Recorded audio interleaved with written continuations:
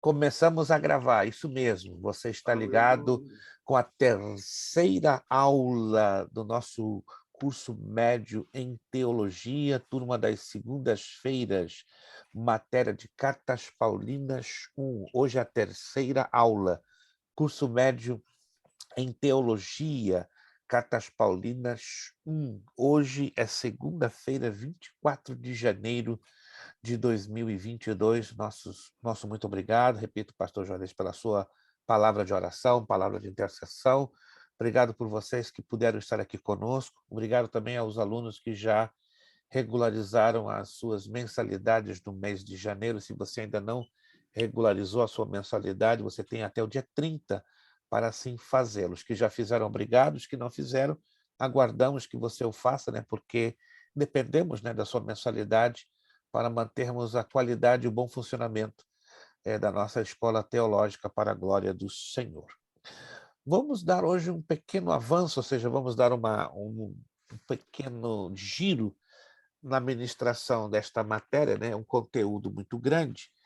Era suposto nós estarmos continuando a página 3, mas eu vou dar um saltinho para a gente ganhar um pouquinho mais de tempo. Então, a página 3, que a ira de Deus se revela contra os rebeldes, eu vou dar um saltinho e nós já vamos entrar, então, na lição 2, na página 5. Não há nenhum justo. Eu vou fechar o áudio, né, para evitar qualquer som alheio, qualquer som externo que possa vir por detrás de vocês. Então, só um momentinho que eu já vou fechar aqui. Isto. O áudio está fechado. Todos estão me ouvindo? Todos estão me ouvindo? Alô? Todos? Todos? Maravilha. Quando o aluno for participar, faça um rápido gesto assim e do seu lado abra o seu áudio e, por favor, depois que terminar a sua participação, não se esqueça de fechá-lo novamente para que o som que está por detrás de você não vaze, né, e cause uma certa interferência. Eu vou apresentar a vocês aqui um jogo de slides que eu vou compartilhar com vocês ainda essa semana, se assim Deus nos permitir, né, que é o resuminho do que já pudemos estudar, porque nós estamos estudando a Epístola aos Romanos. Todos estão vendo aí na tela, por favor? Todos estão vendo aí na tela o slide? Isto. Todos estão vendo? Maravilha. A Epístola aos Romanos ela foi escrita no inverno do ano 57 a 58 depois de Cristo. Aqui nós temos uma apresentação do Novo Testamento, incluindo toda a Bíblia Sagrada, né? A Bíblia Sagrada, nós temos aqui os 5 livros da lei, os 2 livros de história, 5 livros de poesia, 5 livros dos profetas maiores e os 12 livros dos profetas menores, que é a divisão do Antigo Testamento. Aqui do nosso lado direito, nós vemos a divisão dos livros do Novo Testamento. 4 evangelhos, um livro histórico, que é o livro de Atos dos Apóstolos, 13 cartas paulinas, 8 cartas gerais e o único livro profético do Novo Testamento, que é o livro do Apocalipse. E aqui, então, temos a visão das 13 cartas de Paulo. Romanos é a mais importante de todas. Aí temos as 2 aos Coríntios, Gálatas, Efésios, Filipenses, Colossenses, as 2 a Tessalonicenses, as 2 de Timóteo, Tito e Filemão. Romanos mostra que o evangelho é o poder de Deus para a salvação dos judeus e gentios. Revela que o homem, perdido nas trevas do pecado, é reconciliado com Deus mediante a sua graça.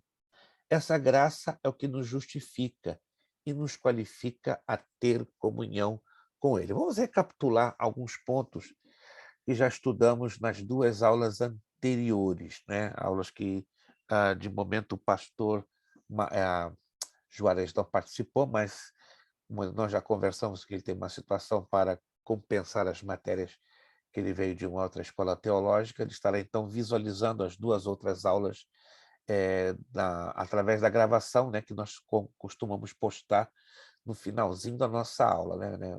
Só para a informação do pastor Juarez, sempre que terminamos a nossa aula da segunda-feira, quando ele já sabe também que ele estava participando da matéria de Geografia Bíblica no Básico, 2 horas depois que terminamos a aula, nós postamos, né, o link, né, no grupo, para que os irmãos tenham acesso direto ali no canal do YouTube. Mas vamos fazer uma recapitulaçãozinha do que nós já havíamos falado, do que nós já havíamos trabalhado nas 2 aulas anteriores. Por exemplo, qualquer um de vocês, por favor, pode abrir o áudio e me responder a seguinte pergunta. Graça. O que significa a palavra graça? Pode dar a sua definição curta e objetiva. Favor imerecido. Olha, o coral bonito, favor imerecido. Agora anote aí, talvez, uma coisa que eu não falei até o momento, né, que a gente vai desenvolvendo isso no estudo da carta de Paulo aos Romanos. A palavra graça, ela tem a raiz na palavra grega charis. Charis se escreve C-H-A-R-I-S. Charis. Mas quando você vai à palavra graça, que é charis, favor imerecido, ela é raiz, ela é parte de uma outra raiz. Har. C-H-A-R. Olha que interessante. Har, em grego, quer dizer poder que gera alegria. Olha que interessante. Então, nós poderíamos definir graça mais do que favor imerecido. Poderíamos definir, então, graça de maneira muito mais profunda como poder de Deus que gera alegria e capacitação para fazermos a vontade de Deus. Porque sem a graça de Deus, ficamos impossibilitados de amar a Cristo, de obedecer a Cristo, de sermos cheios de fé através da palavra de Deus. Então, observa que quando Deus, por Cristo Jesus, nos enche da sua graça, ele nos enche de alegria. Porque quando nós estamos fracos, debilitados, cansados espiritual, emocional e fisicamente, a graça de Deus nos enche numa proporção tão linda, tão maravilhosa, que somos dominados por alegria. Ninguém cheio da graça de Deus, escute essa, fica triste, fica capisbaixo, fica derrotado. Por isso que o Senhor Jesus disse a Paulo lá, em 2 de Coríntios, capítulo 12, versículo 9, a minha graça te basta e o meu poder se aperfeiçoa na fraqueza. Então, essa é a graça que nos justifica e nos qualifica a ter comunhão com Ele. Irmão José, tem alguma colocação? A graça é como um tentáculo, né? Favor imerecido é bem resumido, mas quanto à sua manifestação, a amplitude é enorme. Concordo, da graça de Deus. Concordamos em número, grau e gênero. A abrangência, o alcance da graça de Deus, ela é simplesmente gigantesca. Ela estaria na proporção da existência do próprio Deus, né? E é muito difícil falar em uma aula sobre a graça Ela começa, de Deus. pastor, desde Gênesis 1. Começa ali, com a criação dos céus e da terra, depois com a restauração do planeta Terra desfigurado pela rebelião de Lúcifer, e vai terminando em Apocalipse, no último versículo, no capítulo 22. Essa graça é que nos justifica e nos qualifica a ter comunhão com Ele. Então, por esse gráfico, nós aprendemos que o pecado abriu um gigantesco abismo entre nós e o Pai, e só Jesus, na sua infinita graça, voltou a nos reunir. Na Epístola aos Romanos, aprendemos que a natureza adâmica que domina o velho homem é destronada pela fé em Cristo, que é possível vivermos em novidade de vida através do poder do Espírito Santo que opera em nós. Veremos que esta carta é um chamado à liberdade cristã. Vamos aqui fazer um paralelo da carta de Paulo aos Romanos, da carta de Paulo aos Gálatas. Presta atenção. Ambas as cartas falam de liberdade cristã. A pequena diferença é que Romanos enfoca um chamado a vivermos esta liberdade. Gálatas, por sua vez, Paulo bate pesado. Quem vos ensinou a abrir mão da liberdade para a qual Cristo vos chamou.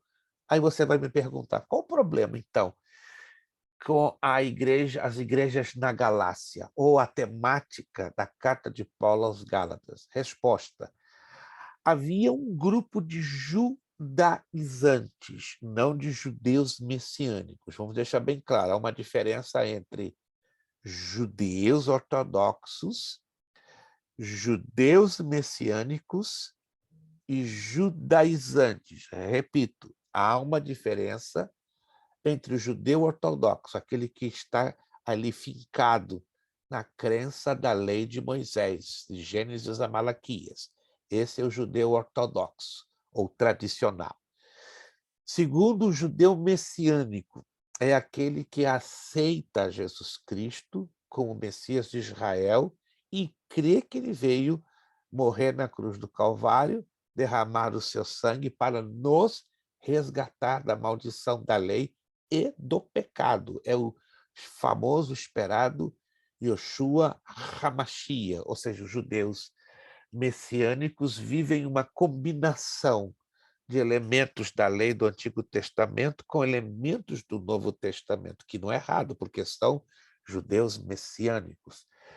Já por outro lado, os judaizantes, um grupo de judeus que deu muita dor de cabeça ao apóstolo Paulo. Os judaizantes eram judeus legalistas, judeus fanáticos ao judaísmo tradicional, tão fanáticos que eles eram e legalistas ao mesmo tempo, que eles impunham a todo novo convertido das igrejas da Galácia, sejam judeus ou gentios, a viverem os rituais do judaísmo, da lei, ou seja, tinham que se circuncidar, guardar ao sábado, não comer carne de porco e seguir estritamente, né, o cumprimento dos 613 mandamentos. Este era o problema das igrejas da área da Galácia, e essa é a tônica, o porquê que Paulo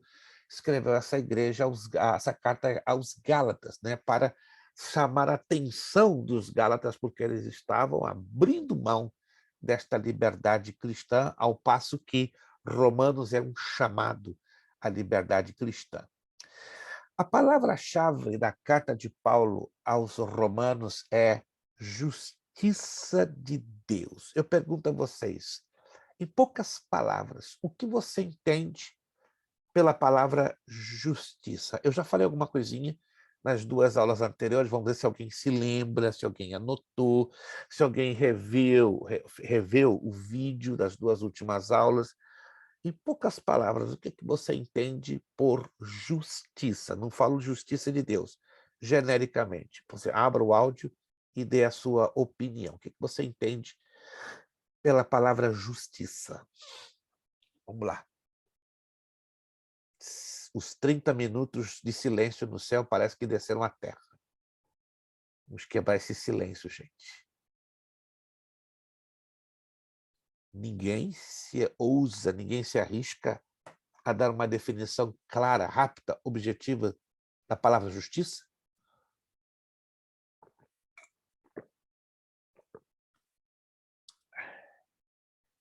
Meu Deus, que silêncio. Papai do céu, o que está acontecendo? Justiça é tratar com retidão segundo os parâmetros da lei. Ok. Mais ou menos isso. Mais ou menos, concordo. Não é exatamente isso. Mas tá, pastor Juarez está no caminho. Ele está no caminho.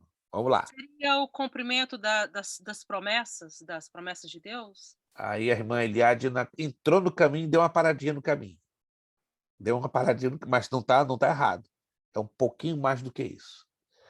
A questão da definição da palavra justiça em si ou com relação a Deus? A definição da palavra justiça em si. Porque eu não estou sendo específico, compreende? Quando eu falo justiça de Deus, eu estou sendo específico, mas eu quero saber o significado que vocês entendem pela palavra justiça em si, não ligada a Deus ou à Bíblia. Justiça. Tem a ver com aquilo que é justo, né? E o que Tem é a ver justo? com a verdade e a fidelidade dele? Estamos no caminho. O que é justo é aquilo que é verdadeiro, que é sincero, que é correto. Nem sempre, porque os parâmetros de justiça são diferentes no plano humano, mas no plano divino encaixa. Excelente. Aí, Para irmão, haver, jus- aí o irmão para está haver justiça tem que haver uma harmonia, né, pastor? uma harmonia, ok, mas vocês parecem que não estão conseguindo Porque pegar a o que... justiça humana, às vezes, ela é interpretativa, né? Aí está o problema. Os irmãos estão tendenciosos a explicar o termo justiça de Deus, que é diferente da justiça A de Deus é genérica. reta. Isto. Os irmãos estão falando da justiça, mas eu não estou perguntando sobre a justiça de Deus. Eu estou perguntando da justiça como algo genérico, como algo mais abrangente e nada bíblico. Entendam? Então, escrevam aí a definição de justiça como algo genérico. É facinho a definição. Dar aquilo que se deve dar. Dar aquilo que se deve dar. O próprio Jesus, preste atenção, ele usou esse conceito de justiça genérica em um momento importante ali com seus discípulos. Vamos ver se vocês conseguem se lembrar. Baseado nesta frase que eu estou dizendo, né? O que é justiça? Dar aquilo que se deve dar. Pastor, Aquilo que é de Deus, a diferença quando Deus age Ah, é que Deus conhece os dois lados 100%. certo, mas a minha Dar a pergunta... Deus o que é de Deus e a César o que é de César. é do que é de César. Aí está. Guardem isso. Jesus, com essa frase, ele está definindo ao mesmo tempo a justiça humana, olha só, dai a César do que é de César, isso é justiça humana, ou seja, dá o que é devido a César. E o que pertence a Deus. Anotou então? Então, justiça, o que quer dizer? Dar Mesmo ao peso, né? Exatamente. Peso e medida. Isto. Por isso que Provérbios diz que 2 pesos e 2 medidas são abomináveis aos olhos do Senhor. Vem lá também do livro de Levítico. Então, guarde o significado da palavra justiça. Dar a alguém ao que lhe é devido. E Jesus, com essa frase, dá a César o que é de César e o que é de Deus, o que é de Deus, aí ele dá a definição das duas ao mesmo tempo, ou seja, da justiça humana e da justiça divina. Segundo a Bíblia, faço agora outra pergunta, e vocês vão se lembrar. Como a Bíblia define a justiça humana? Como os trapos de imundícia. Como trapos de imundícia. Isaías, capítulo 64, versículo 6. Anote aí. A Bíblia define a justiça humana como trapos de imundícia. Vocês têm uma ideia do que Isaías estava se referindo quando ele usa a expressão trapos de imundícia? Alguém já leu, alguém já estudou, alguém já investigou este hebraísmo? Porque essa é uma expressão linguística ligada a uma figura de linguagem conhecida como hebraísmo. O que é hebraísmo? São figuras de linguagem As ligadas expressões. à cultura judaica, ou à cultura hebreia. Alguém já leu sobre o que significa trapos de imundície? Não? Ok.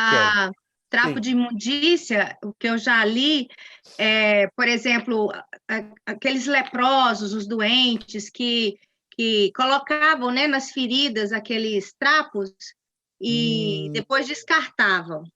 Algo pouco pior. Nesse texto de Isaías, a expressão hebraica, ela traz algo muito mais chocante, muito mais vergonhoso, muito mais vexatório, muito mais imundo na visão judaica. As Irmã, regras das mulheres? exatissimamente, porque não havia na época absorventes higiênicos, né, que Uhum. pudessem trazer a limpeza, a proteção, né, das mulheres no momento das suas regras.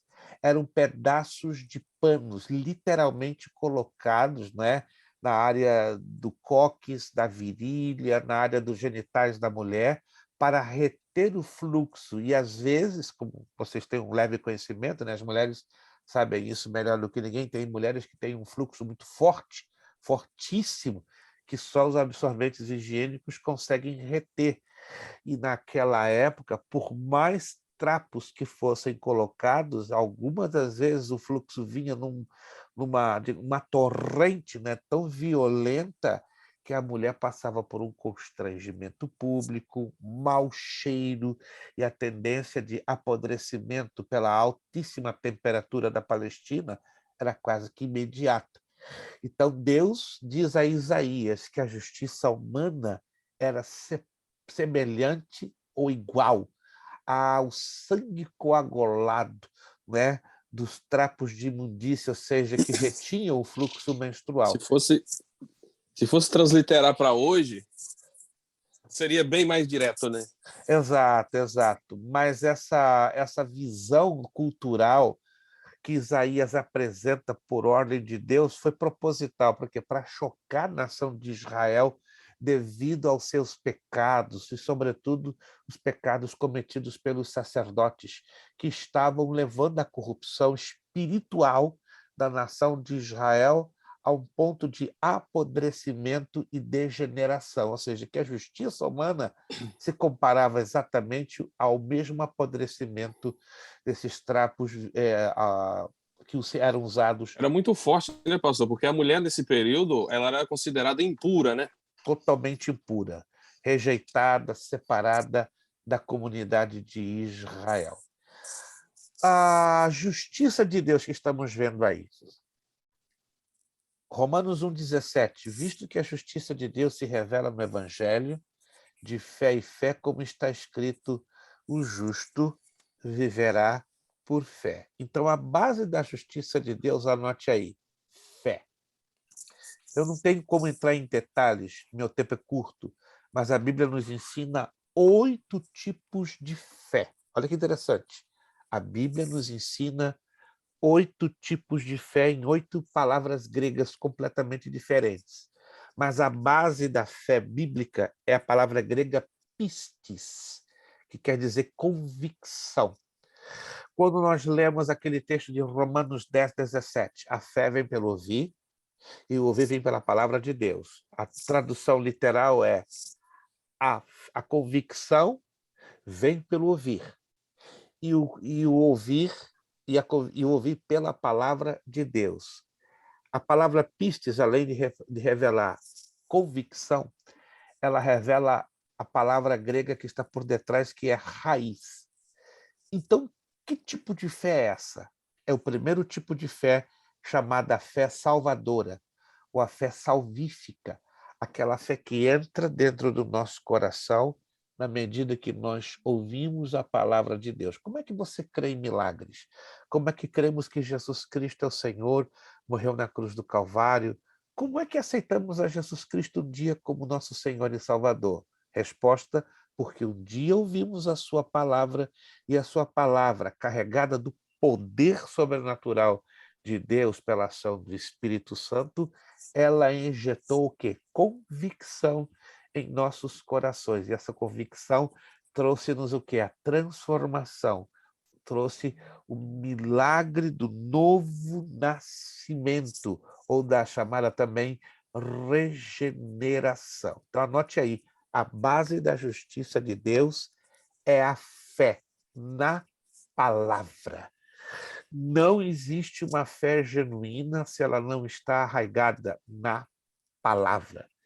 Muitos mistificam a fé usando argumentos para dizer isso é para fortalecer a minha fé, mas só existe algo seguro, consistente, certo, que vai fortalecer a nossa fé, que é a palavra de Deus. Qualquer coisa fora da palavra querendo justificar o fortalecimento da nossa fé, não passa de um mero argumento humano.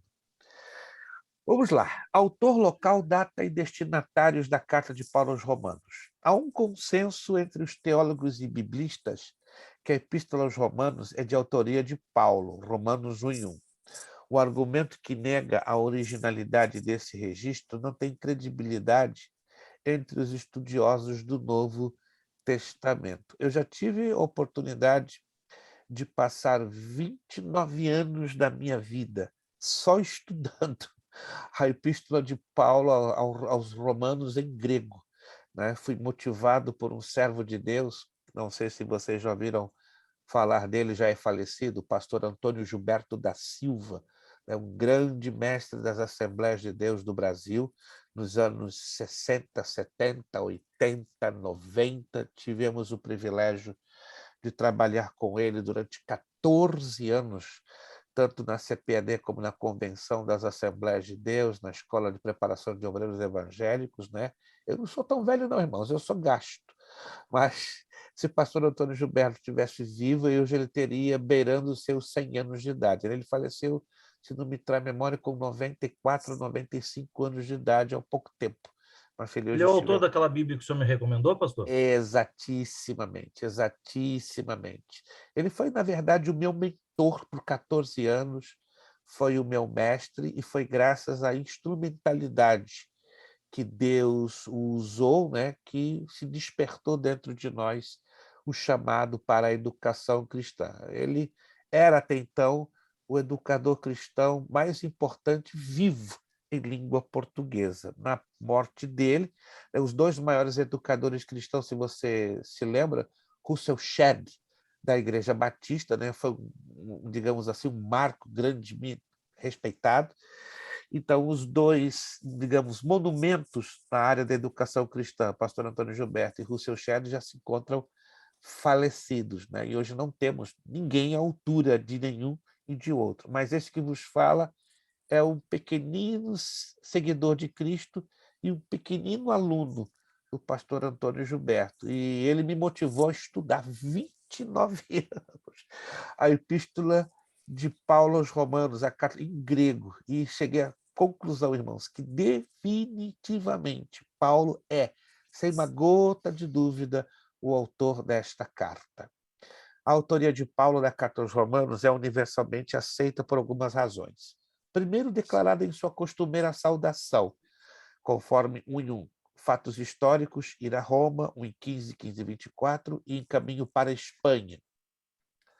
A coleta foi feita em favor das igrejas empobrecidas em Jerusalém. Está lá em Romanos 15, 26 ao 33.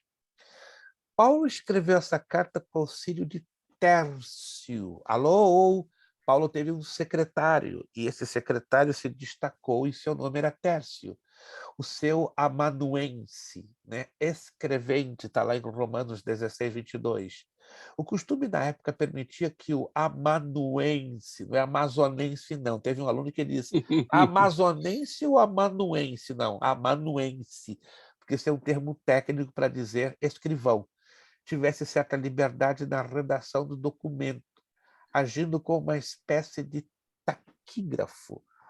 Eu já trabalhei em tribunais de contas no Brasil, eu já fui funcionário público do estado do Rio Grande do Sul por um tempo e fui taquígrafo, né? Não sei se você sabe o que é o taquígrafo. O taquígrafo é aquele camarada que manuseia uma maquininha, parecida uma máquina de escrever, mas era tipo um código Morse, né? E você ali pode relatar com as suas palavras uma audiência. Geralmente essas audiências acontecem em júris de julgamento criminal, civil, né? E eu participei de várias audiências do Banco do Estado do Rio Grande do Sul como taquígrafo.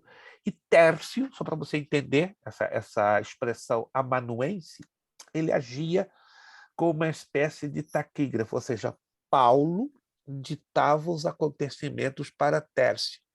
Tércio, por sua vez, como foi em alguns eventos da vida de Paulo, testemunha ocular e presente, então ele acrescentava a sua visão, ele acrescentava o seu testemunho. Se você ler com atenção a carta aos Romanos, ela é uma mistura de uma redação, tanto em primeira como em terceira pessoa, do singular. Muito interessante, né? Ali, se você ler com atenção, você vai perceber o momento que Paulo está falando e o momento que Paulo está falando baseado no testemunho de Tércio. Olha que coisa bem interessante isso, mas você tem que ler um dia com calma a carta de Paulo aos Romanos. Aí vem uma questãozinha, né? O que é certo dizer? Epístola ou carta? Mas cuidado, tem uns que dizem epistola, dizendo que era uma arma. Sério, gente, vocês podem achar graça, mas eu conheço muita gente que desconhece o acento agudo no i e diz epistola. E chegam a dizer, Paulo andava armado. Por quê? Porque está lá, epistola aos Romanos. Não, não, não, não, não. É epístola. Mas vamos lá, vamos entender qual é o correto ou qual é a diferença entre epístola ou carta. Vamos lá. No mundo antigo, no mundo greco-romano, escrever carta era uma prática comum. Servia para fazer pedidos ao superior ou dar ordens a um subordinado, ou manter relacionamentos. Quem aqui já, na vida, já escreveu pelo menos uma carta de punho? Alguém aqui? Ei, coisa boa. Hoje está difícil.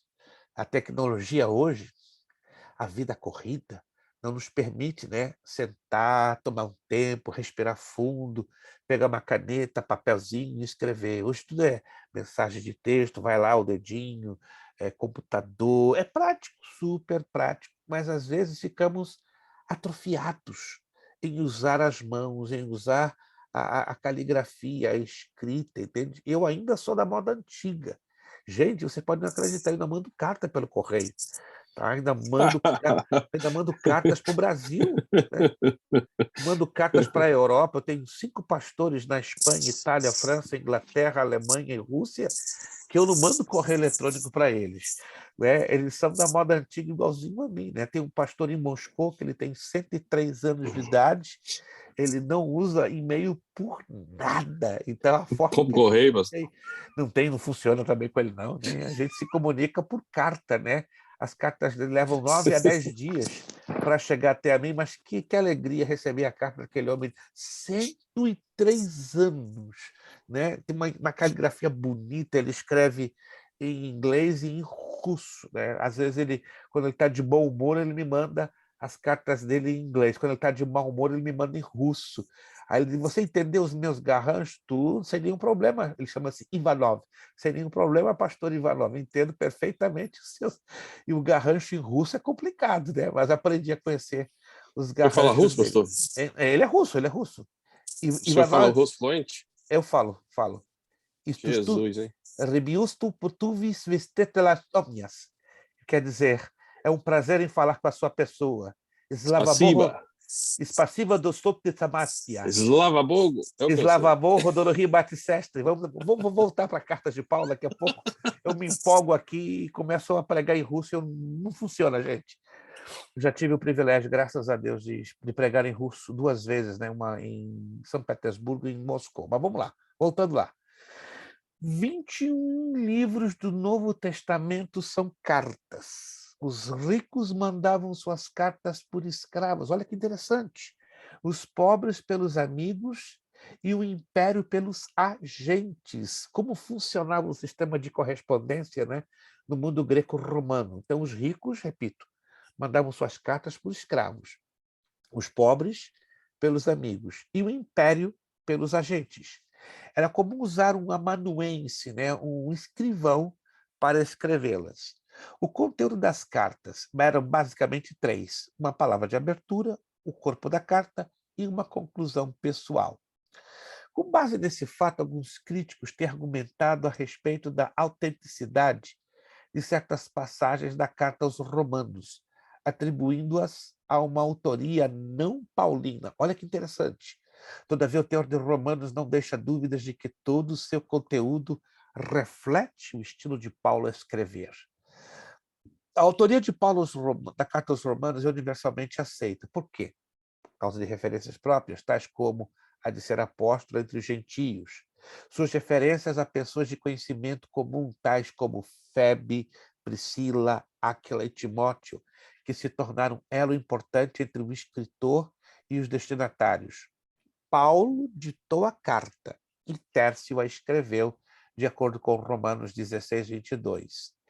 Paulo escreveu aos Romanos provavelmente entre os anos 56, 57, alguns historiadores esticam ao ano 58 depois de Cristo, quando se encontrava na próspera cidade de Corinto, capital da província romana de Acaia, no território da Grécia.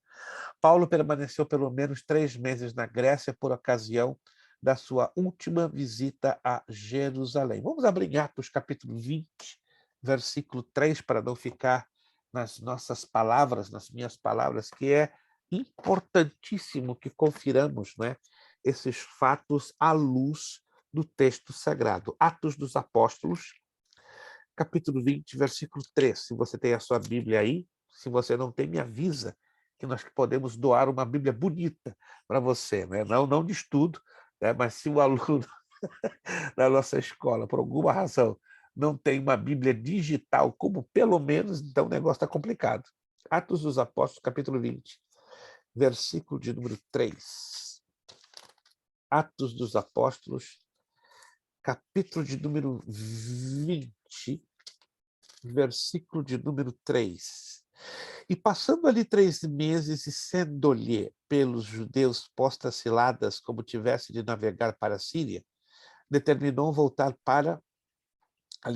pela Macedônia. Se você olha no mapinha, né, alguns irmãos estão estudando conosco a matéria de geografia bíblica, você vai descobrir que a Macedônia ela está acima da província de Acaia, que seria hoje a atual Grécia Macedônia. Mas é interessante que aqui Paulo deixa bem claro, né, ou o escritor Lucas, que Paulo permaneceu pelo menos 3 meses na Grécia por ocasião da sua última visita a Jerusalém.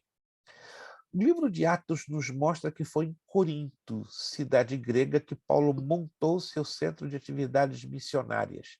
Em Corinto, Paulo ficou hospedado na casa de seu fiel amigo Gaio. Isso aqui é uma foto satelital, se você está vendo, ó, uma foto satelital da Grécia, que ela é dividida em 2 partes, né? E tem essa parte aqui de baixo, que é a província de Acaia, e aqui está a cidade de Corinto. Muito interessante. Já estive 2 vezes em Corinto, já estive 5 vezes em Atenas, conheço esse país, né, porque sou historiador, sou geógrafo e arqueólogo, e como tal tive que desenvolver, né, minhas pesquisas arqueológicas, geográficas, históricas, para conhecer. É uma cidade linda, é como um museu vivo sobre a face da Terra, né? Uma coisa assim maravilhosa, que você não tem ideia da extensão histórica, tanto de Atenas, que está aqui no extremo, como na cidade de Corinto. Tem outras cidades também muito lindas, no sentido histórico, como Bereia, Tessalônica, mas o nosso ponto de encontro hoje, nesse estudo da Epístola aos Romanos, é a cidade de Corinto.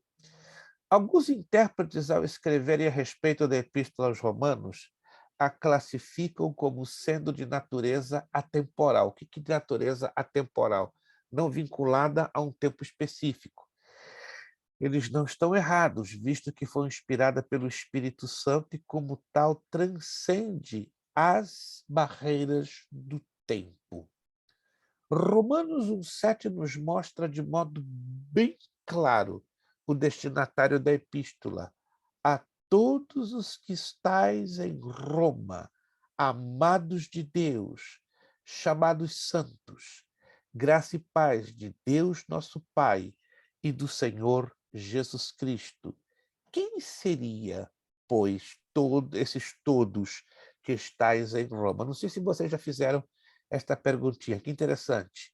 Há uma disputa sobre os reais destinatários desta carta. Alguns argumentam que Paulo escreveu para os judeus radicados em Roma, enquanto outros defendem os cristãos gentílicos como sendo esses destinatários. Porém, Paulo escreveu à igreja de Roma, uma igreja formada tanto por judeus como por gentios. Então, era uma igreja mista, uma igreja composta por duas culturas diferentes. Estima-se que esse texto tenha sido escrito no inverno de 57 até a data de 58 depois de Cristo, estando Paulo em Corinto.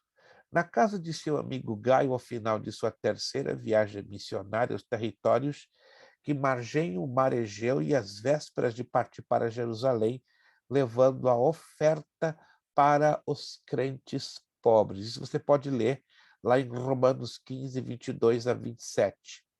O portador, olha que interessante, gente.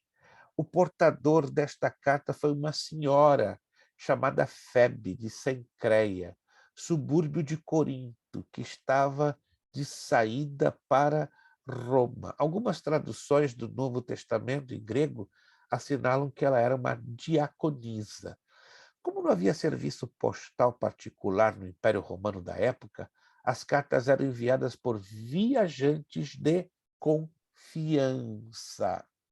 Entendendo que concluíra o seu trabalho evangelístico na região da Galácia, da Macedônia, da Caia e da Ásia, com a fundação e estabelecimento de muitas igrejas e entregues essas a seus pastores e líderes, Paulo planeja ampliar seu horizonte de evangelização, queria campos novos para evangelizar para Cristo. Não querendo edificar fundamento alheio, Romanos 15, 20, decidiu ir à Espanha, a mais antiga colônia do Império do Ocidente. Olha só que interessante.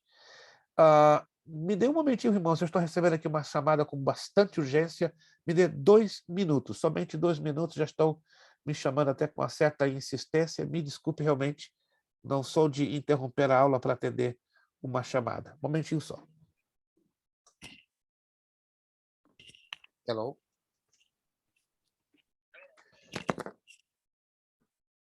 Yes.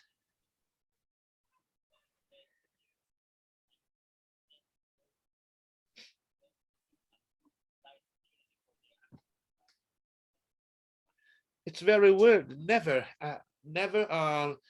the gate has asked for any kind of permissions. Very weird. Well, put on the phone the guy, please.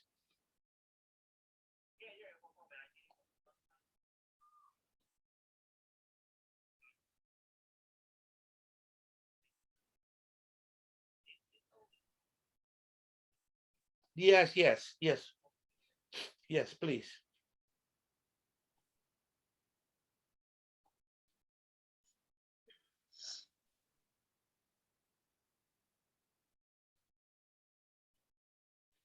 Yes, sir, please let him, is the Amazon I need to pick it, to drop off the a package for me, please. It's the first time that such a kind of requirement is made. Always Amazon enters here without any question for you, but I do understand your procedures. Please let him to get in, please.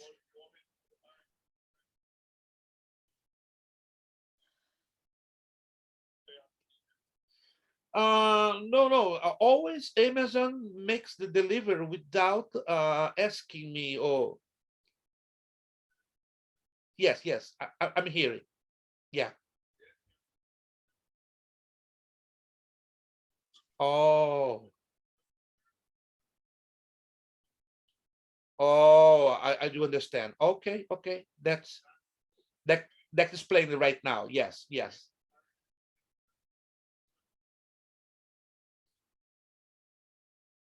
2960 Cottage Grove. My name is Luis Prestes Macena Fellow.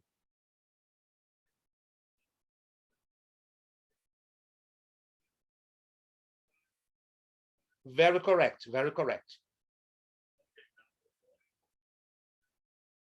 Yes, I could not call you because I was in the bathroom. Simple, I was in the bathroom.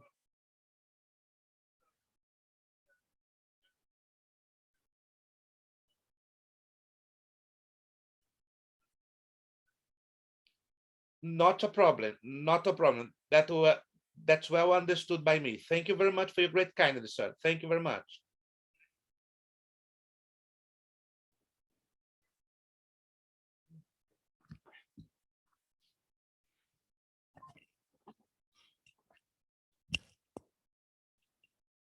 Mil perdões, irmãos, mil perdões. Uma situaçãozinha até um pouco constrangedora, desculpe.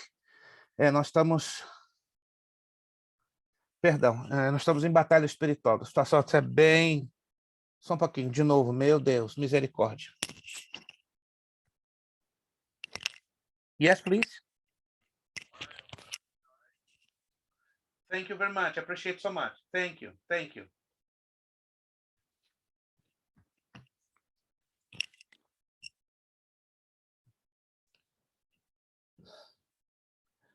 Ok, mil desculpas mais uma vez. Isso não é normal acontecer. Nós estamos em batalha, irmãos. Continuemos em oração. São...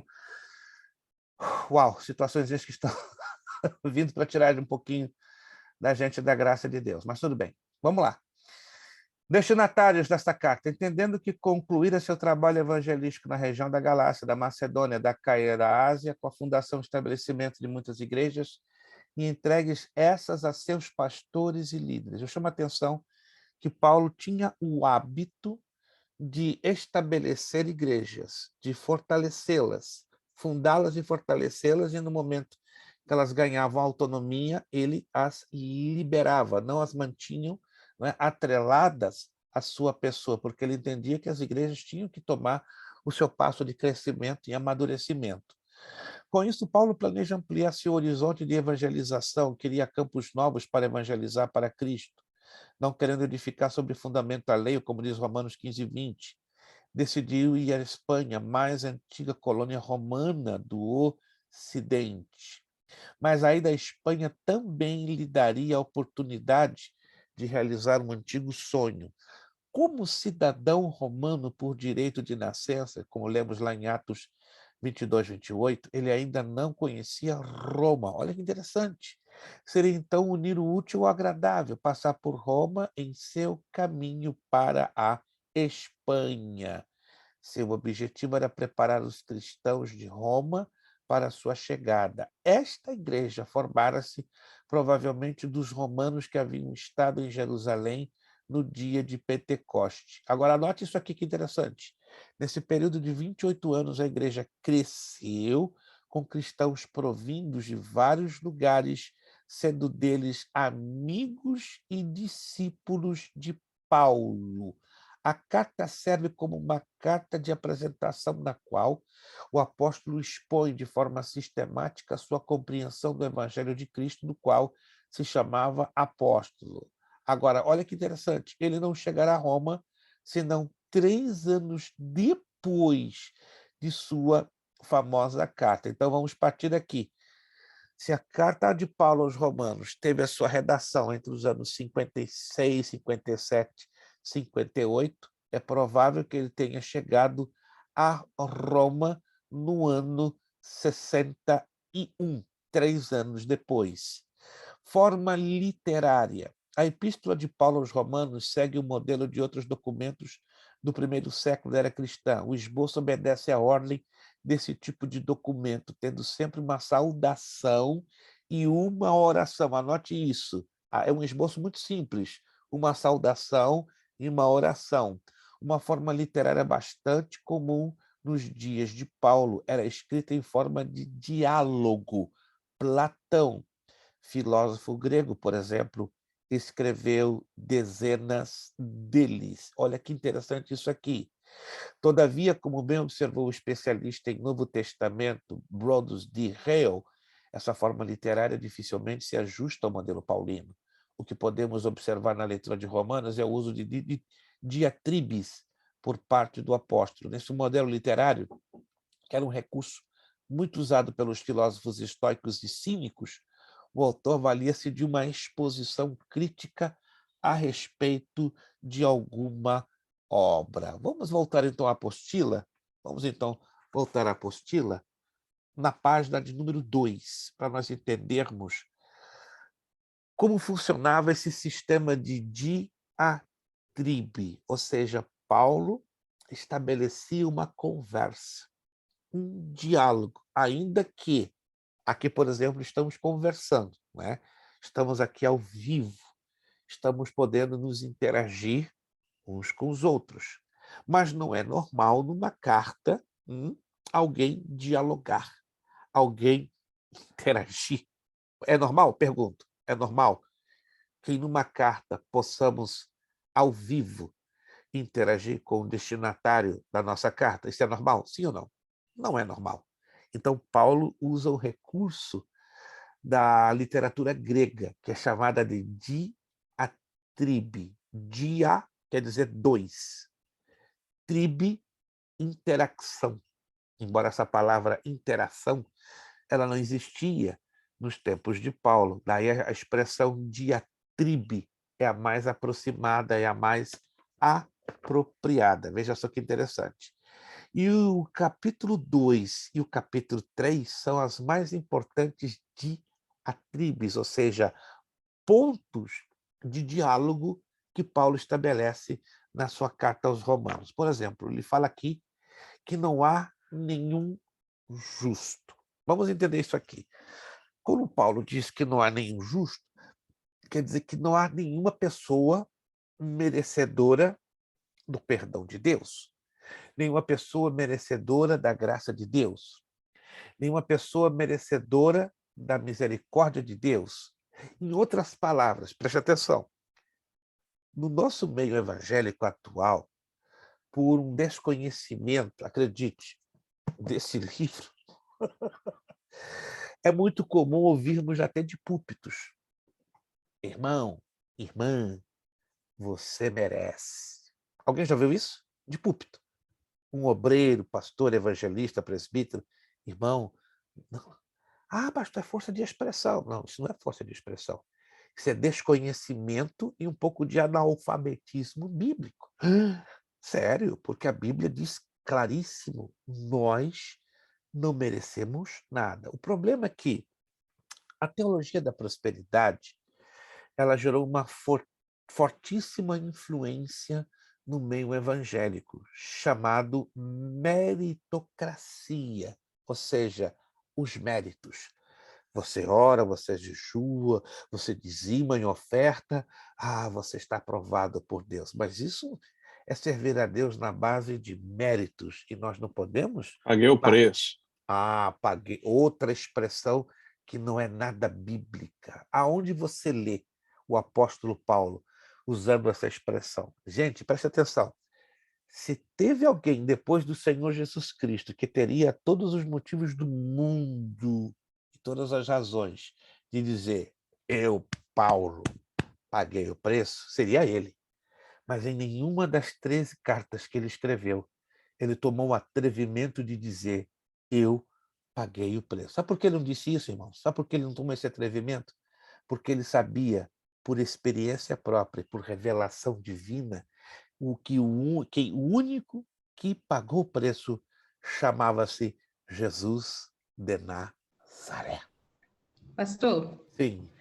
como que eu consigo separar a minha identidade em Cristo com eu não merecer Simples.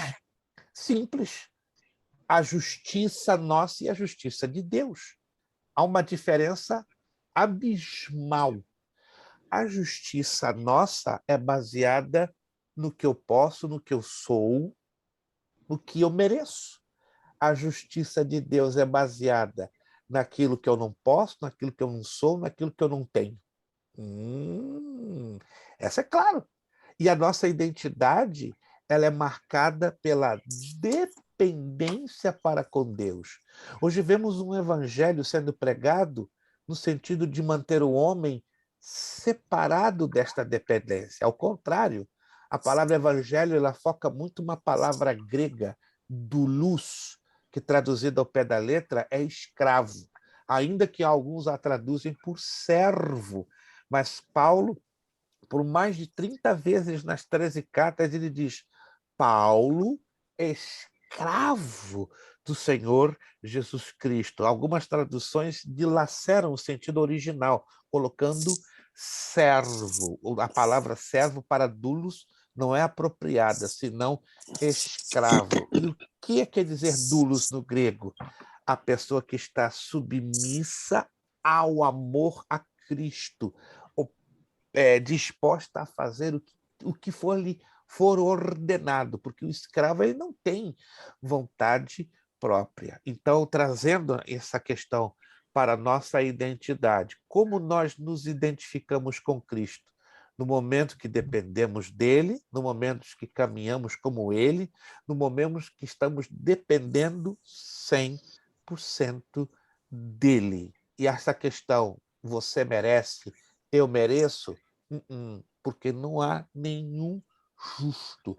Por não haver nenhum justo, nenhum de nós que nos encaixamos sozinhos, baseado na nossa justiça. Graça já diz, né, pastor? Exato. A própria graça já diz tudo. Nós dependemos 100% dele para termos até mesmo uma identidade. Sem mim, nada podeis fazer, disse o Senhor Jesus. Isso é literal. Muita gente diz que isso é poético. Poético coisa nenhuma. Sem Jesus não somos nada. Eu não sou nada. Eu e você não somos nada. Nós não estamos Pastor, aqui para não fazermos nada. o interessante é quando Deus ele dá essa definição, né? É engraçado, isso está intrínseco até mesmo entre pais e filhos, o ato do merecimento. Porque qualquer resposta que um filho venha dar para um pai, mas eu estudei, eu mereço meu presente. Não, você estudou porque você tinha que estudar. Eu não preciso estudar, você precisa. Então você não fez nada mais, nada menos que a tua obrigação. Mas eu te obedeci, Não, você me obedeceu porque você tem que me obedecer. Você não fez nada mais, nada menos do que a sua obrigação. É a mesma coisa quando um filho vira para um pai, como um dia eu vi um testemunho, um rapaz falando, que ele ficou sem falar com a mãe dele uma semana. A mãe dele ficou sem falar com ele um mês. Uau! Aí ele chegou a um ponto que ele virou para ela e falou assim, poxa, por que a senhora não falou comigo? Ela olhou bem para a cara dele e falou assim, você mora dentro da minha casa, você come aquilo que eu te dou, eu faço tudo para você, você não tem que me amar, você só tem que me respeitar. Você não é obrigado a me amar, mas enquanto você estiver vivendo dentro da minha casa, dentro do meu lar, onde eu faço tudo, você tem que me respeitar. Você não precisa me amar, não. Ela deixou bem claro. Então, quer dizer, isso já está intrínseco já no ser humano. Olha que coisa linda que Deus deixou para a gente. O ato do merecimento. Só que com a ninguém merece nada. Exato. E a graça de Deus, então, ela deixa bem claro. Se temos esta graça, é porque não tínhamos nada, continuamos não tendo nada, e em nós, por si próprios, jamais teremos alguma coisa se não for por Cristo. Ei, povo de Deus, presta atenção. Eu tenho esse par de óculos aqui. Quem me deu esse par de óculos? Aí você vai perguntar, claro, pastor, o senhor comprou. Ok. Mas como é que eu comprei esse par de óculos? Pastor, o senhor trabalhou, suou e conseguiu os recursos. Mas quem me deu o trabalho? Quem me deu a capacidade de exercer o trabalho? Exato. Foi Deus.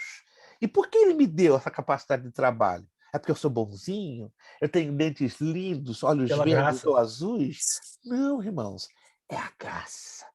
Não é porque eu jejuei a semana inteira, ou ofertei a semana inteira, ou fiz atos de benevolência. Nada disso. Seria uma forma negociável, né, pastor? Seria barganha. Barganha. Como hoje vemos um evangelho que trabalha na base da barganha, que anula a graça de Deus. E a graça de Deus, ela se baseia que não há nenhum justo. O senhor já deve ter visto isso, né, pastor?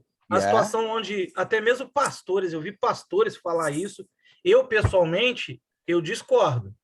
Eu discordo totalmente dessa situação. Quando a pessoa está passando por uma situação, uma certa situação assim, até mesmo complicada financeiramente, aí a pessoa bate no peito e tem pastor que ensina isso, não. Você coloca o joelho no chão e fala com Deus, Senhor, eu sou fiel no dízimo a ti, Senhor, tu tem que ser fiel comigo. Ué, que isso, gente? Não funciona assim, não, irmãos. Pelo menos gente? Paulo nos ensina assim. Jesus nos disse, por mais que a ele sirvamos, não passamos de quê? De sermos servos? Servos? Alguém completa a frase? Inúteis. Inúteis. Ei, Nossa, outra estamos... coisa muito interessante, Sim, diga. outra coisa muito interessante, Jesus, ele morreu, pagou o preço, né? E é? E automaticamente ele vestiu o seu terno de advocacia. Por quê? Ele porque quando Deus olha para a terra, ele não vê justo. Ele vê Jesus advogando a nossa causa. Oh, Jesus da glória! Acabou de falar o irmão advogado José Carlos de Souza. Meu Deus, para aí. Agora eu vou dar corda ao irmão José. Vamos aqui entrar, ó. Pessoa de boa moral é condenada. Olha aqui na página 5. Alguns poderiam alegar isenção de condenação de Romanos 1, 18 e 32 na base que desaprova a maldade. Veja 1,32 e contraste com aqueles que a encorajam. A evasiva clássica de ver as escrituras da forma que aplicam-se apenas a uma outra pessoa. Paulo aqui declara culpado, escute essa, de pecado até o homem de boa moral, salientando os princípios do julgamento, porque o julgamento é inescapável, Romanos 2:1-4 nos ensina. A pessoa de boa moral também não tem desculpa. Ei, aquele irmão tem uma boa moral, aquele irmão é fantástico, ele é íntegro, ele é misericordioso, ele é bondoso. Ei, alô, isso não é tudo, isso não é nada. Ela pratica as mesmas coisas que condenam nos outros, como o homem que discute que é errado discutir, ou que é extremamente crítico daqueles que são extremamente críticos. O julgamento será segundo a verdade, ou seja, de acordo com a realidade, com os fatos. Ela não pode escapar, não por suas relações nacionais ou religiosas, nem por sua condenação da impiedade de suas exortações para a reforma, nem pela bondade de Deus que deveria conduzir o arrependimento. Muitos se enganam e abusam, escute essa, muitos se enganam e abusam da bondade de Deus, pensando que ele é demasiadamente amoroso para castigar o pecado, irmãos. Já ouvi pastor ensinar no púlpito o seguinte: ei, no Antigo Testamento, Deus fulminava o pecador, como fulminou Nadab e Abiú, como fulminou a Uzá por ter tocado a Arca da Aliança nos carros de boi, e assim, por na graça, ele não faz isso. Como é que não faz? E Atos capítulo 5, Ananias e Safira, onde eles estavam? Na lei ou na graça? Na graça. Mas você não vê hoje, com frequência, Deus fulminando o camarada lá no púlpito. Mas eu digo a vocês, quando é necessário, Deus faz, para que caia temor no meio da igreja. Ele não fulmina, mas ele derruba, né, pastor? Para mostrar para os outros Deus o que é e o Deus que não puxa, é. Deus puxa o tapetinho no pé dos altivos, dos arrogantes, né? Deus faz abaixar o pedestal, né, dos soberbos. Gente, nunca se viu tanto obreiro, homem de Deus, entre aspas, e não estamos aqui julgando absolutamente a ninguém, cair dos seus pedestais. Irmãos, Billy Graham disse certa feita algo que muito me chamou a atenção. O homem de Deus tem 2 momentos muito críticos na sua vida. Quando ele está no vale, ele está depressivo e a tendência é murmurar. Senhor, eu estou aqui no vale. Estou numa depressão tremenda. Isso é um momento perigoso. Outro momento perigoso é quando estamos no topo, quando estamos no auge, quando estamos recebendo aplausos, quando estamos recebendo ovações, elogios. Percebem? São 2 extremos altamente perigosos. Quando estamos no vale, murmuramos. Quando estamos no topo da montanha, somos arrogantes e autossuficientes. Aí eu digo como Davi: Senhor, me dá o suficiente para que eu não me esqueça de ti. O ser humano é complexo. O equilíbrio é o mais apropriado para nem nos esquecermos de Deus e nem murmurarmos contra Ele, porque Deus, Ele é a fonte da nossa vitória, da nossa alegria, e quando passamos por lutas, muitas das vezes culpamos a Deus. Senhor, eu fui fiel a Ti, porque estou passando por essa luta. A primeira coisa, eu dou meu dízimo. Mas esse é o problema da meritocracia. Irmão, se passamos por lutas, a Bíblia nos ensina, existem 3 razões por que passamos por lutas. Número 1, pecados cometidos não confessados. Segundo, tratamento de Deus para limpar e purificar o nosso caráter. Terceiro, levar-nos a depender mais dele. Quer ver quando o povo de Deus fica pianinho dependendo dele? Quando vem luta, quando vem tribulação. Você sabe o período que a igreja, na história, mais cresceu? Alguém pode aqui me dizer? A igreja cresceu. Perseguição. Perseguição. Na época do Império Romano, quando os cristãos eram estraçalhados pelas feras e pelos gladiadores, gente, pensa num povo avivado. E adorador, né? E adorador. David Wilkerson, um pastor norte-americano que faleceu em 2011, não sei se você já ouviu falar dele. Cruz e punhal. Eu o conheci pessoalmente. Eu estive um mês antes do falecimento dele.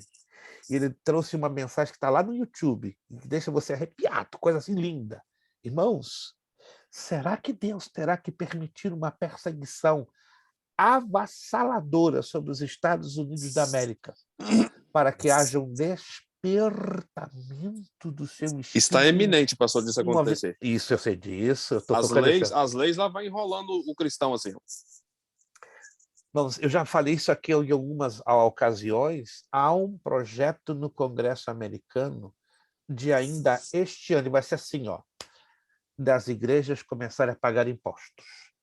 Porque já se constatou que só em 2019, um ano antes da pandemia, houve uma lavagem de dinheiro em mais de 1.500 igrejas nos Estados Unidos, superior a 4 trilhões de dólares. Alô? Isso aqui não é história da carochinha, irmãos.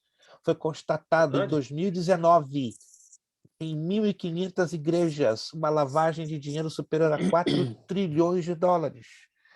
Passou em rede nacional isso. Isso, como as igrejas não pagam impostos, então é fácil pessoas e ministérios mal intencionados fazerem lavagem de dinheiro. E aí os inocentes pagarão pelos pecadores. Mas tudo é permissão de Deus, irmãos. Se vier perseguição na América, vai ser para trazer despertamento, para trazer avivamento. Sabe por quê, irmãos? Jesus está voltando. Jesus falou lá em Lucas 18:8, quando o Filho do Homem voltar e encontrar a fé na terra, uma maneira para despertar a fé do povo, por incrível que pareça, é luta, é perseguição. E, pastor, o senhor está hoje pessimista? O senhor está hoje azedo, amargo? Realista, né, pastor? Realista à luz da Bíblia. Irmão, se tiver que vir a perseguição, que Deus nos dê a graça necessária, que a gente fique, ó, tchuguedinho, agarradinho, pela graça do Senhor. Ei, quantos aqui querem mais do que nunca estarem cheios da graça de Deus? Para suportar a hora difícil que ainda vai bater nesse planeta e nesse país. Sim. Ei, nós ainda não estamos no paraíso, nós ainda não estamos nas bodas do Cordeiro, nós ainda não estamos lá no céu de bênçãos. Nós ainda, antes de sermos retirados desta terra, vamos passar por um apertinho. Mas sabe por que vai acontecer esse apertinho? Porque Jesus me ama você, ama todos nós, e Ele vai permitir para fortalecer a nossa fé. Jesus mesmo disse, né, pastor? No mundo tereis aflições. Só que vai apertar um pouquinho mais. Não, o Lucas está muito bondoso hoje. O Lucas está numa bondade assustadora, mas vamos ter aí um apertinho que não sei se você está observando, não. Dá uma olhadinha nas notícias. Não é que eu quero deixar você assustado, não. Dê uma olhadinha nas notícias. A igreja está precisando mesmo, pastor. Mas graças Nós a Deus. estamos muito aquém. O evangelho verdadeiro, quando ele é ouvido, ele não é aceito mais. Tem pessoa, irmão Zé, que fica com vergonha de falar o que é real na Bíblia. Ah, não posso falar isso, não, eu corro risco, de repente, do meu irmão deixar de ir na igreja, porque eu falei algo que está muito... Não, falou que estava na Bíblia. Agora escuta quem quer a verdade. Quem não quer a verdade, não escuta. E está difícil hoje ouvir o evangelho da verdade. Graças a Deus, ainda tem homens e mulheres de Deus que estão ministrando o evangelho da verdade. E o evangelho da verdade cria o quê? Impactos, choques, várias situações. Vamos fechar aqui, ó. O julgamento é justo. Segundo o procedimento, ele é endurecido e tem um coração impenitente. Isso acontece tanto com o ímpio como com o cristão também. Ele está investindo na ira divina. Tem muito crente provocando a ira divina. Não é apenas o ímpio. É só você ler lá em Romanos 2:1, 3-20. Todo homem recebe recompensa pelo que tem feito. Ei, cuidado com os ministros que estão pregando que não existe consequências a partir do momento que Deus perdoa os nossos pecados. Isso é uma mentira e uma heresia. Deus perdoa os nossos pecados? Sim, não temos dúvida, mas as consequências dos nossos pecados colhemos. A lei da semeadura, gente. Seria muito fácil, né, pastor? Meu Deus, meu Deus. Davi semeou e colheu. Salomão semeou e colheu. Jacó Moisés. semeou e... Moisés. Sansão. Não, mas vamos ficar só em Moisés. Que E, homem... e todos eles, pastor, que coisa linda, todos eles estão descritos lá. Ah. O mundo não foi digno deles. Aí vem aí os pastores gospel, né? Você merece, nós não merecemos coisas. O mundo não foi digno deles. Aí vem. O senhor falou sobre quando Paulo fala sobre a bondade, né? O interessante é que a gente pode associar isso com o livro de Mateus, né? 19, 16, 30. Quando Jesus fala com o jovem rico, né? Que ele fala assim, mas eu cumpro isso, eu cumpro aquilo, eu cumpro aquele outro, eu cumpro mais aquele outro. Aí Jesus vai e mas fala isso é muito do ser humano. Eu fiz, eu aconteci. É o troca-troca, né? Jesus só vai lá e puxa a meia dele e fala assim, o negócio não tá assim. Vai lá, vende tudo que tu tens, dá aos pobres. Aí arrebentou com aquele rapaz porque o coração dele estava nas riquezas e não em servir verdadeiramente a Deus. Então, todo homem recebe recompensa pelo que tem feito. Há somente duas classes. Agora, presta atenção. O julgamento não importa a origem nacional. Todo aquele que faz o mal recebe tribulação e angústia. Todo aquele que faz o bem recebe glória e honra. Observe que a glória e a honra para aquele que faz o bem é de fato teórica, uma vez que ninguém faz o bem. Está claro na Escritura. Ninguém faz, não conseguimos fazer. Você se esforça, eu me esforço, mas não adianta. Não conseguimos fazer. Paulo disse. Bem. O bem que eu quero fazer eu não faço.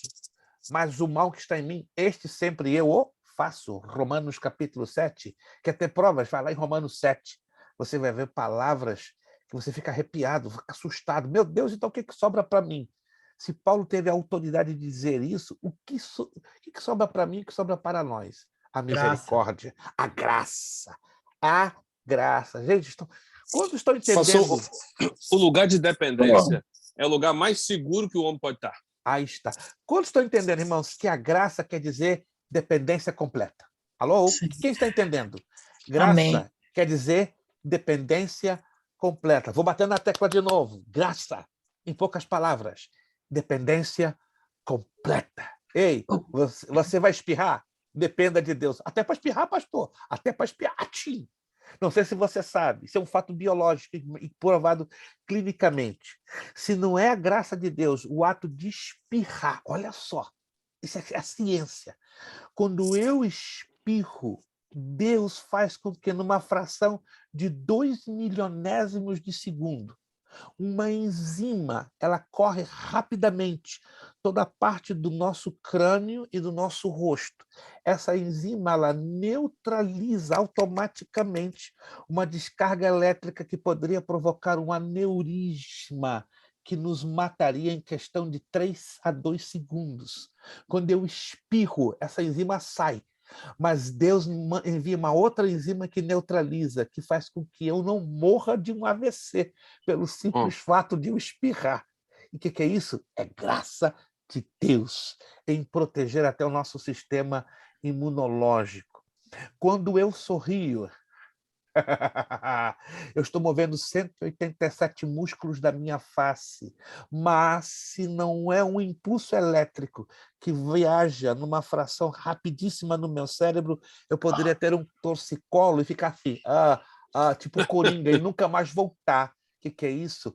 é a provisão da graça. Gente, se eu pudesse aqui, eu lhe daria 30 fatos científicos para você entender que o nosso corpo funciona lindo, bonitinho, na ordem por causa da graça de Deus. A vida que você tem, a vida que eu tenho, que nós temos, é provisão da graça. Você acordou hoje de manhã porque Deus moveu lá atrás um mecanismo chamado córtex cerebral.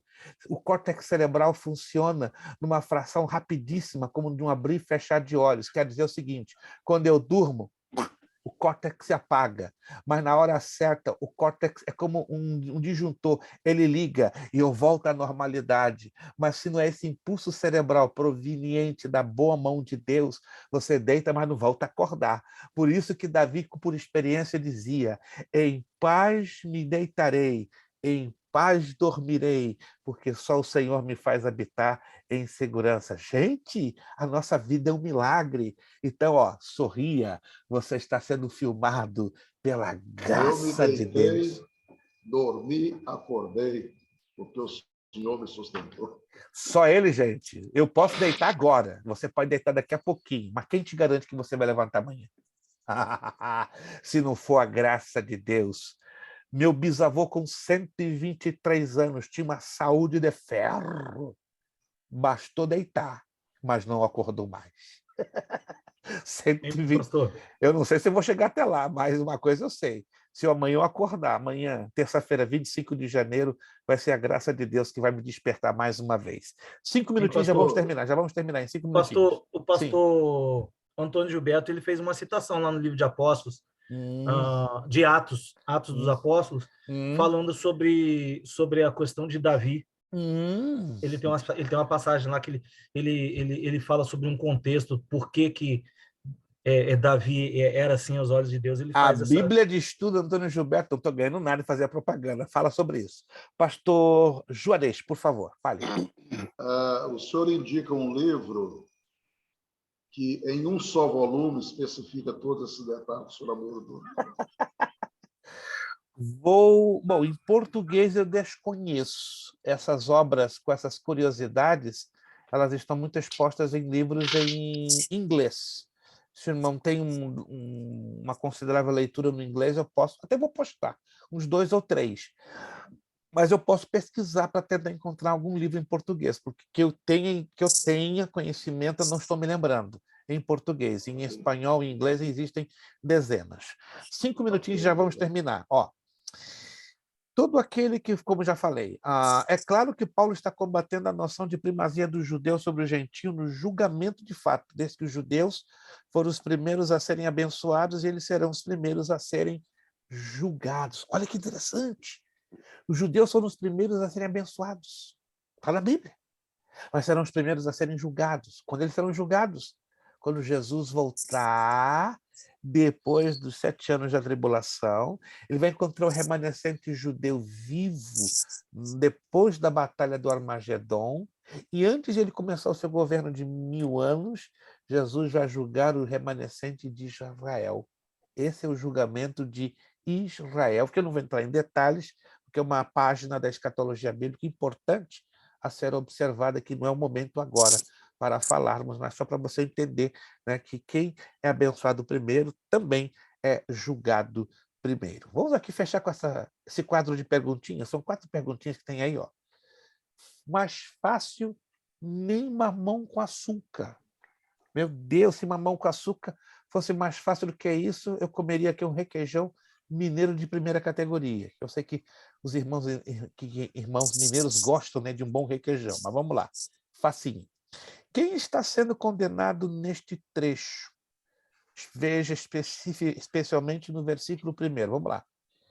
Quem está sendo condenado? Se você prestou atenção na leitura que fizemos, você vai responder assim.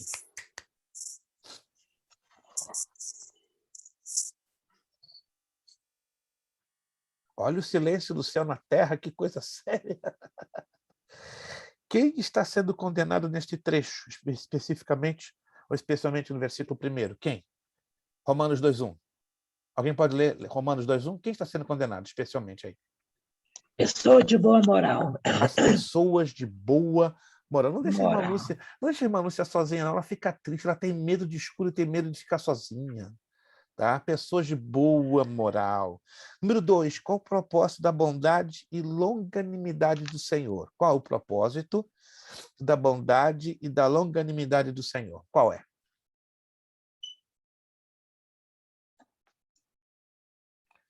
Não, o silêncio não pode prevalecer aqui nesta aula. Vamos lá? Qual é o propósito da bondade e da longanimidade do Senhor?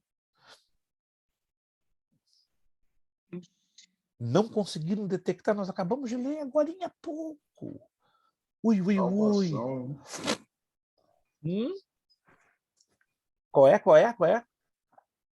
Não deixa o pastor Juarez sozinho, não, gente. Ele tem medo de escuro, tem medo de ficar junto sozinho. Acabamos de falar agora, gente. Acabamos de estar ali, ó. Nós fizemos uma leitura bem devagarzinho, mas vocês ainda não pegaram o fio da meada? Vamos lá. Qual o propósito da bondade e longanimidade do Senhor? De conduzir os homens ao arrependimento. Acabamos de ler, gente. Aí eu respondi assim de outra forma. Conduzir os homens ao arrependimento. Isso é muito interessante. Isso é muito interessante, pastor. Era porque Deus ele não usa o ato de justiça final até que ele use todos os recursos. Exatissimamente. Ó, como Paulo descreveu os dois destinos do homem? Pergunta 3. Como Paulo descreveu os dois destinos do homem? Vamos lá. Está aí no texto, acabamos de ler agora. Uau! Eu acredito que os irmãos vão ter que exercitar um pouquinho mais leitura para fazerem correta interpretação do texto. Como Paulo descreveu os dois destinos do homem?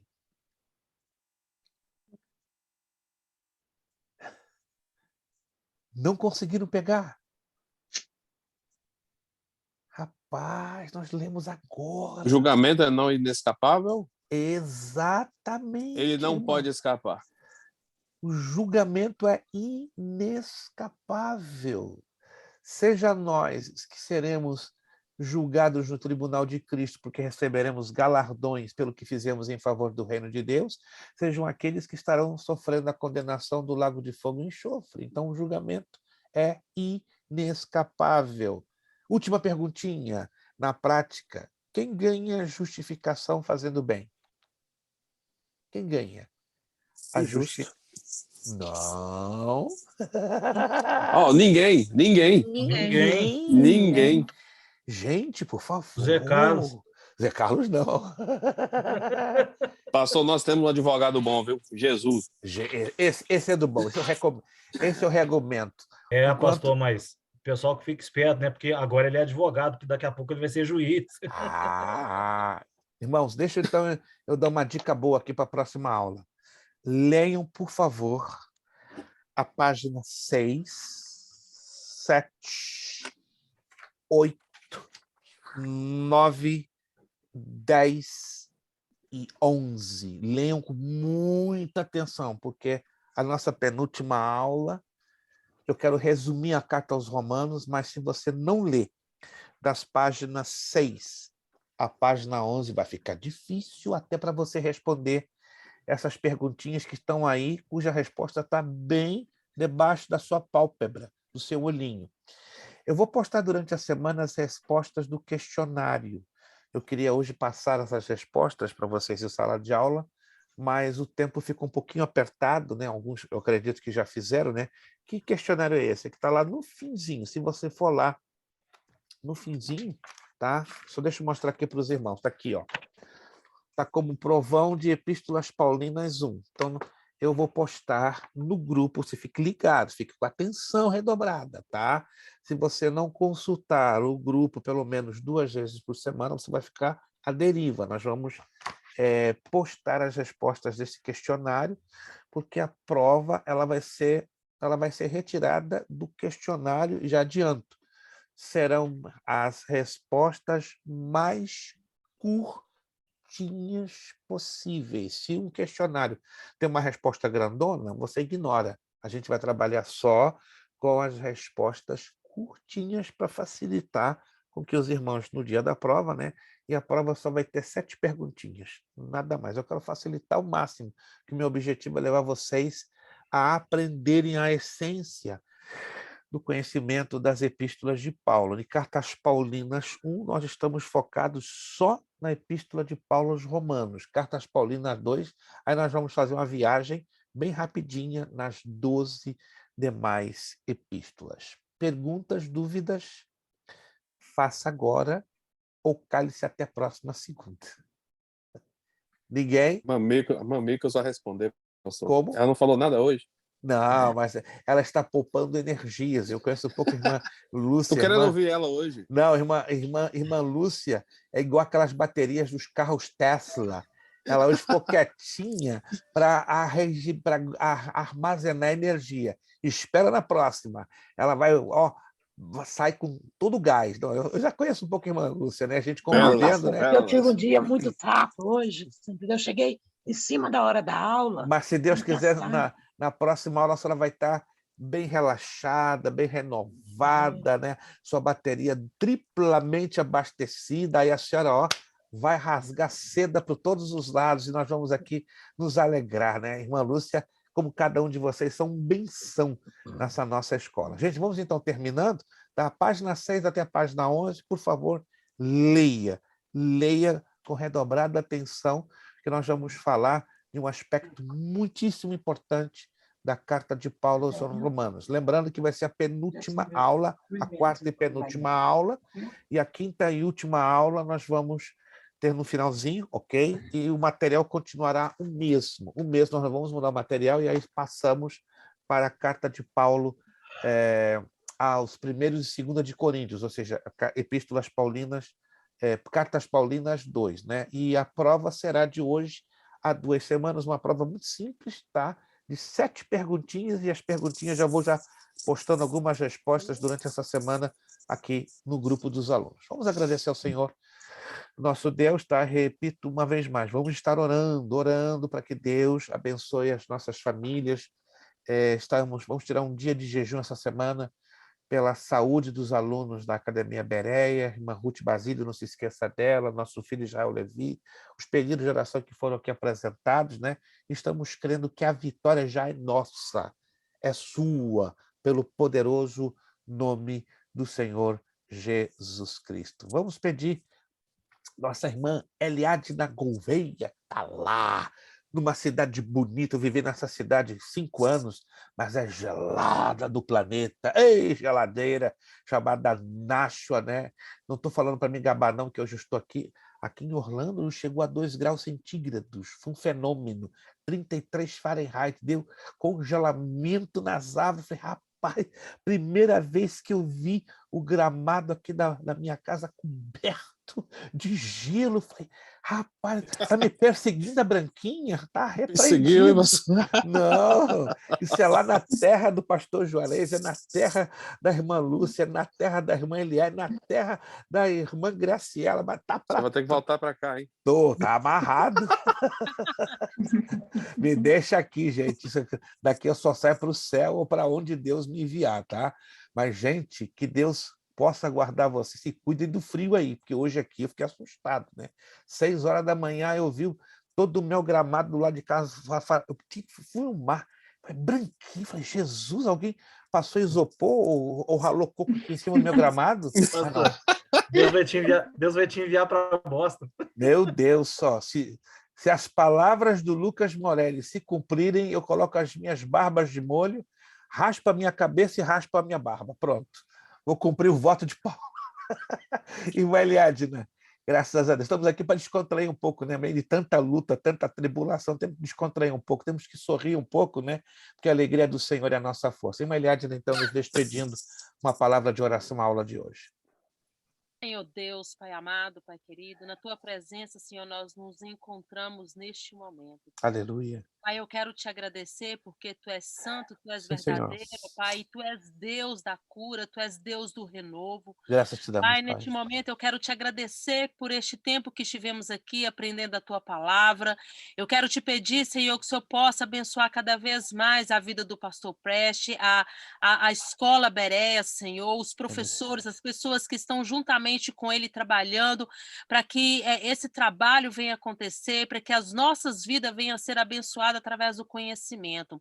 Pai, continue abençoando a vida do teu filho, Aleluia. o filho dele que está enfermo, Senhor, que em nome de Jesus eu profetizo a cura, que todo mal, toda infecção, toda febre, tudo aquilo, ó Pai, que Aleluia. tem atingido, ó Pai, a vida dele, o físico dele, eu repreendo na autoridade do nome do Senhor No nome de Jesus. Jesus. Eu declaro a cura. Tanto para ele, para todos aqueles, ó Pai, que estão neste momento enfermos, Senhor, com Em nome de Jesus. coronavírus, e seja qual for a enfermidade, porque o Senhor é médico dos médicos, Aleluia. e o Senhor, Pai, não tem enfermidade que fique de pé diante o teu poder. Pai, em Aleluia. nome de Jesus eu te peço, Senhor, um renovo para as nossas vidas, Senhor, em nome de Jesus, que possamos ter uma noite abençoada, que possamos ter a noite do descanso. Se Aleluia. tiver alguém, ó Pai, que tem sofrido por insônia, que tem deitado e não tem conseguido descansar, não tem conseguido dormir, eu te peço, Senhor, que visite em nome de Jesus, Em nome abençoe de Jesus. o sono do descanso, Senhor, porque eu sei, ó Pai, que quando nós conseguimos dormir, descansar o nosso físico, a nossa mente, Senhor, no outro dia, Pai, nós acordamos renovado, com força para vencer, e essa força só vem do Senhor Jesus. Muito obrigado, ó Pai, continue conosco, nos abençoando e colocando no nosso coração desejo, sede e vontade de aprender cada vez mais do Senhor, que possamos verdadeiramente crescer na graça e no conhecimento. Sim, meu Em Deus. nome de Jesus, ó Pai, te agradeço por tudo e te peço em nome de Jesus. Amém. Nosso lema: seriedade, Seriedade, compromisso, compromisso, disciplina. disciplina, Seriedade, seriedade, compromisso, compromisso, disciplina. disciplina, Seriedade, seriedade, compromisso, compromisso, disciplina. disciplina. É necessário que ele cresça É necessário que ele cresça, e que eu diminua. que eu diminua. É necessário que ele cresça É necessário que ele cresça, e que eu diminua. que eu diminua.